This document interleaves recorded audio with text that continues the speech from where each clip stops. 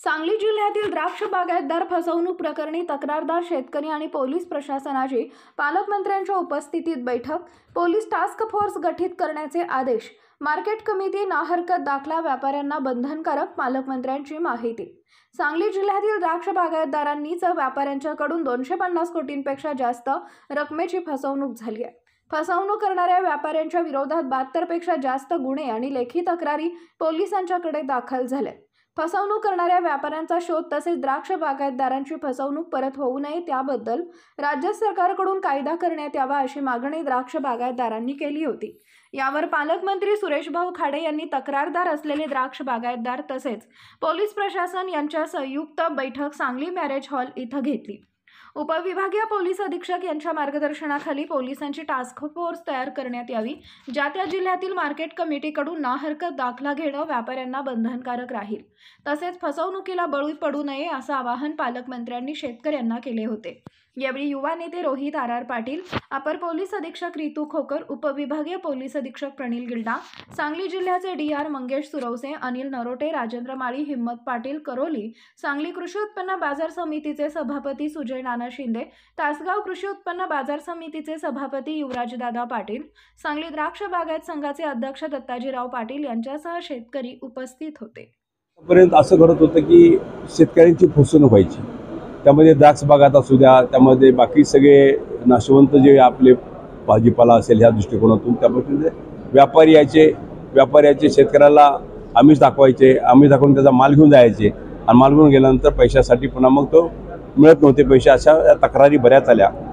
अशा जवळजवळ तक्रारी 50 तक्रारी आमच्यावर नोंद आहेत। पहिल्या तक्रारी आमच्याकडे आल्या, पोलीस स्टेशनला आल्या, त्यावरती कारवाई चालू झालेली आहे। दुसऱ्या तक्रारी आता आमच्याकडे आलेल्या त्याची कारवाई आम्ही ताबडतोब करणार आहे। त्यासाठी आपण एक टास्क फोर्स म्हणून एक आपलं युनिट असतं पोलीस स्टेशन पोलीस डिपार्टमेंटचं टास्क फोर्स युनिट आपण एक तयार करतो। त्यासाठी DYSP म्हणून एक इंचार्ज असतील आणि त्याची फौज असेल आणि ती फौज असताना ते सगळं कार्यक्रम करतील। अशा तक्रार आल्यानंतर आपल्याला त्यामध्ये ते सहकार्य करायची भूमिका धरतील।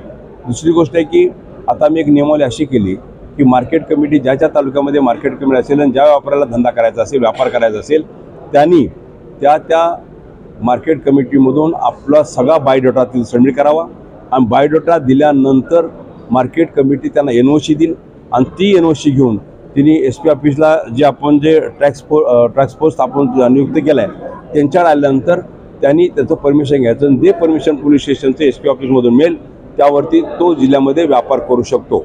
त्याच्या दुसऱ्या कोणालाही व्यापार करायचा अधिकार आपण देणार नाही। हे एक आम्ही आता इथं तयार केलं। शेतकऱ्यांनाही माझी विनंती आहे, आपण गावातल्या कोणतरी असतो पुढारी त्याच्यामार्फत आपण कुठल्या तरी एका व्यापाराला आणतो आणि त्याच्या माध्यमातून देतो आणि व्यापाराची फसवणूक झाल्यानंतर तो गावचा पुढारी असतो तो पण हात वर करतो आणि तो व्यापारी कुठे मिळत नाही आहे। त्यामुळं अशा पण गोष्टी आजच्या शेतकऱ्यांना भोगायला लागतात आणि त्यामुळं जवळजवळ 2-250 कोटीचा फ्रॉड आज जिल्ह्यामध्ये झालेला आहे। त्याचा पडताळणी करून त्याच्यावर झालेल्या केसेस त्या पद्धतीनं निश्चितच ही फोर्स आहे, ही फोर्स त्यावर कारवाई करेल आणि त्याचा तपास लावेल एवढीच मी आपल्याला त्यांना सगळ्यांना विनंती केलेली आहे। याची प्रक्रिया आता सीझन चालू बागायतदाराला निसर्गाच्या अवकृपेमुळे द्राक्ष बागायचं नुकसान होत आले।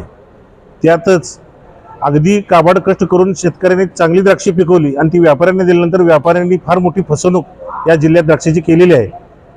जवळजवळ 2 महिन्यापूर्वी पालकमंत्र्यांच्या आदेशाने आम्ही मिरजेत आणखी एक वेळा शेतकरी एकत्र गोळा केले होते। त्यावेळी आम्ही सगळ्या शेतकऱ्यांचं एकत्र बोलवून त्यांचं म्हणणं ऐकून घेतलं आणि त्यांचे लेखी स्वरूपात अर्ज आणि त्यांच्या आकडे घेतले तर तो आकडा सांगली जिल्ह्याचा 200 कोटी रुपये व्हायला लागला।